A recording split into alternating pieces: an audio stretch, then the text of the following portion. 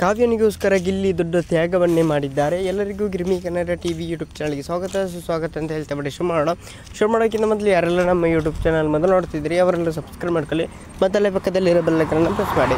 Big boss Kannada season 12ರಲ್ಲಿ ಕಾವ್ಯಗೋಸ್ಕರ ದೊಡ್ಡ ತ್ಯಾಗ ಮಾಡಿದ್ದಾರೆ ಗಿಲ್ಲಿ. ಈ ತ್ಯಾಗ ಅದೆಷ್ಟು ದೊಡ್ಡದಾಗಿತ್ತು ಎಂದರೆ ಇದರಿಂದ ಅವರಿಗೆ ಮನೆಯಿಂದ ಬರುತ್ತಿದ್ದ ಪತ್ರವೇ ತಪ್ಪಿ ಹೋಯಿತು. ಆದರೂ ಅವರ ಮೊಗದಲ್ಲಿ ಯಾವುದೇ ಬೇಸರ ಇರಲಿಲ್ಲ. ಆದರೆ ಅವರು ಮಾಡಿದ ತ್ಯಾಗಕ್ಕೆ ಕಾವ್ಯ ಅವರಿಂದ ಪ್ರೀತಿ ಅಪ್ಪುಗೆ ಕೂಡ ಸಿಕ್ಕಿದೆ ಅಂತಲೇ ಹೇಳ್ಬೋದು. ಈ ವಾರ ಮನೆಯಿಂದ ಪತ್ರ ಬರುತ್ತಿದ್ದೆ, ಇದಕ್ಕೆ ವಿವಿಧ ಚಟುವಟಿಕೆ ನೀಡಲಾಗಿತ್ತು. ಕಾವ್ಯ ಹಾಗೂ ಗಿಲ್ಲಿಯನ್ನು ಪ್ರತ್ಯೇಕವಾಗಿ ಕರೆಯಲಾಯಿತು. ಈ ವೇಳೆ ಎದುರು ಕಾವ್ಯ ಲೆಟರ್ ಹಾಗೂ ಕಾವ್ಯ ಎದುರು ಗಿಲ್ಲಿ ಲೆಟರ್ ಇಡಲಾಯಿತು.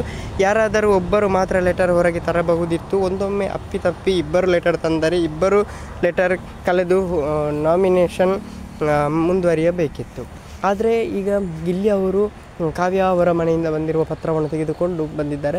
ಇದರಿಂದ ಗಿಲ್ಲಿ ಅವರಿಗೆ ಕಾವ್ಯ ಅವರಿಂದ